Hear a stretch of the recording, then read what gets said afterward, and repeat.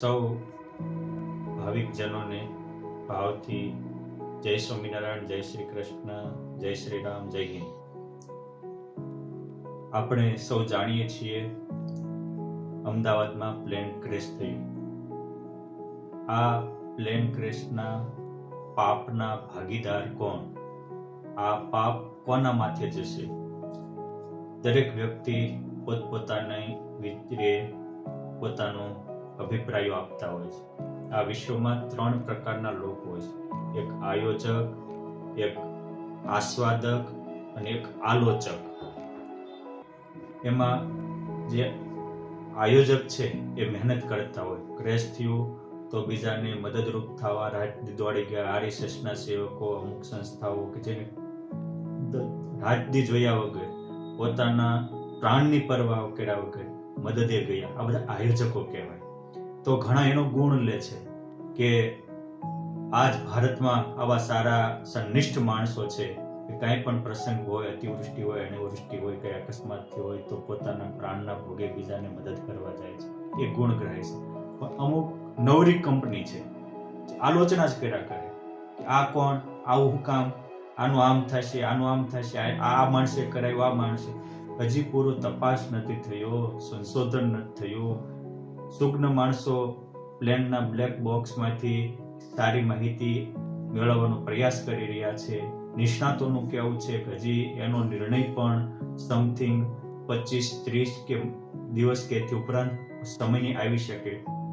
તો પણ અમુક નવરી કંપની બધાને કીધા રાખે, આમાં તો ગુનેગાર આરએસએસ વાળા છે, આમાં તો ગુનેગાર ભાજપ સરકાર છે, આમાં તો આ ગુનેગાર છે, આમાં તો આ ગુનેગાર છે. એટલે આજે બીજાને ગુનેગાર ઠરાવનારા છે એ બધા આ પાપના દોષી છે. એટલે તમતાર પ્રેમથી બીજાની ટીકા નિંદા કરવાની. એટલે આ જેવું નાનું મોટું પાપ થતું હોય એ આપણે સુખે લઈ અને સુખે નરકમાં જાવી. આપણા ગ્રંથોમાં, ધર્મ ગ્રંથોમાં સ્પષ્ટ લખ્યું છે કે એક સદાવ્રતી સદાવ્રત આપતા હતા અને એમાં કોઈ યાત્રિકો ત્યાં જમવા જતા હતા. હવે સદાવ્રતી તો સદાવ્રત આપતા હતા, જમવા જતા હતા. એમાં એક ભાઈ પીરસવા જતા હતા. આકાશમાંથી સમળી સર્પને લઈને જતી હતી. એમાં ઝેરનું ટીપું સર્પના મુખમાંથી ગયું. એ 4 યાત્રિક જેમાં મૃત્યુને પામ્યા. થોડા દિવસ થયા ત્યાં બીજા ત્યાં જમવા આવ્યા. એટલે પૂછ્યું કાંઈ કોઈ જમાડે એવો છે? તો કે હા, જો હા, મેં ઓલા શેઠ સદાવ્રત આપે છે, થોડા દિવસ પહેલા 4 પ્રાણ લીધા હતા, હવે તમે જાઓ. આ બાજુ ધર્મરાજાના સેવકો એમને પૂછતા હતા આની નિંદા, અરે આ મૃત્યુ પામ્યા એનું પાપ કોના ખાતે નોંધવું? સંભળી એનો ખોરાક હતો એટલે લઈને જાતી હતી. સર્પ પરાધીન હતો. શેઠ તો સદાવ્રત આપવા પરોપકાર કરતા હતા, જે લઈને જતા હતા. નોકર પીરસનારા એને તો ખબર જ નથી. આ બધું જ અજાણતામાંથી થયું. કોના નામે આ લખવું?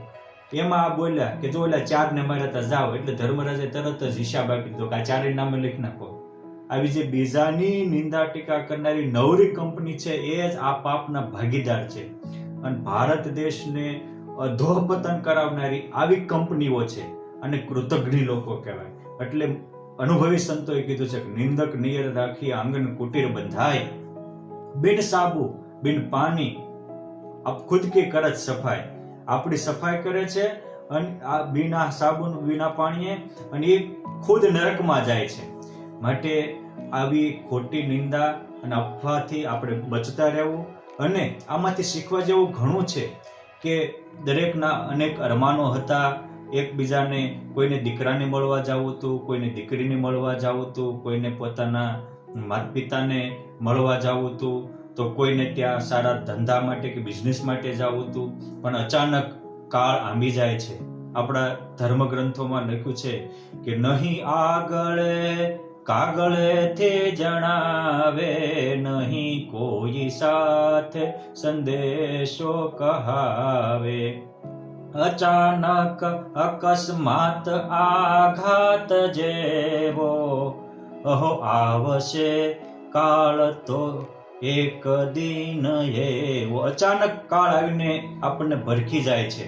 માટે સુજ્ઞ માણસોએ વૃત્તિઓ વાળી ઈશ્વરની આરાધના કરવી જોઈએ. આવા કાર્યમાં અકસ્માતમાં પણ ભગવાનને જેને બચાવવા હતા તો એને ભગવાને બચાવ્યા છે.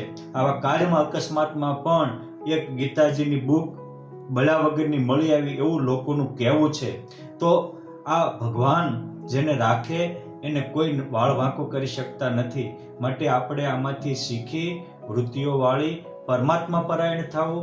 ભગવાનના સદગ્રંથો રામાયણ છે, ભાગવત છે, ગીતાજી જેવા છે એને સાથે રાખી એના વિચારો આપણા અંતરમાં રમશે તો આપણે ભાગ્યના દ્વાર ખુલી જશે.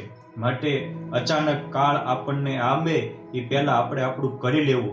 આ દેહનો ફ્યુઝ ઉડે એ પહેલા આપણું કલ્યાણ થાય એમ એનો યુઝ કરી લેવો. આ દેહનો એન્ડ આવે એ પહેલા પરમાત્માને પામી જવાય એવું સ્ટેન્ડ ગોઠવી લેવું. તો આપણે સુખી થઈ જઈશું. અને ઓલા તો સુખે ભલે આ પાપનો બોજો લઈ અને આપણને હળવા કરી અને પરમાત્મા તરફ મોકલતા, પરંતુ આપણે જે કોઈ આવી ખોટી અફવાઓ ફેલાવતા હોય આવાને સપોર્ટ પણ ન આપવો અને એનાથી દૂર રહી અને આપણે આપણું કર્તવ્ય બજાવી આપણા જન્મને ધન્ય ધન્ય બનાવીએ. આપણામાં પણ આવી સુમતિ આવે, સદવિચારો આવે અને આપણે પણ સારા કાર્યના સહભાગી બની આમાં જે કોઈ મદદરૂપ થયા એના આસ્વાદક બની આપણા જીવનને ધન્ય ધન્ય બનાવીએ એવી પરમ કૃપાળુ પરમાત્માના પાવન ચરણોમાં પ્રાર્થના. અસ્તુ. જય સ્વામિનારાયણ. જય હિન્દ. જય ભારત.